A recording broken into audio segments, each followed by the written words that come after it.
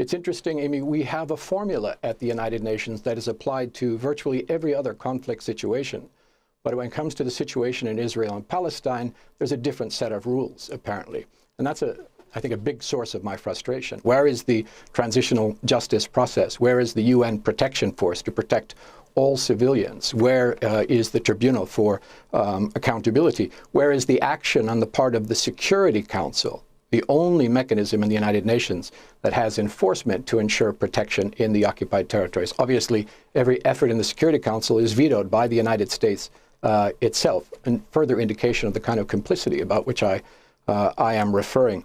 I think there is an obligation on the part of all states, not just to respect international humanitarian law and international human rights law, but under the Geneva Conventions to ensure respect. And it's clear that many states, including the United States itself, have are not only in breach of their obligation to ensure respect vis-a-vis those states over which they have influence, in this case Israel, but have been actively complicit, actively engaged in arming and diplomatic cover, in political support, intelligence support, and so on. That is a breach of international humanitarian law.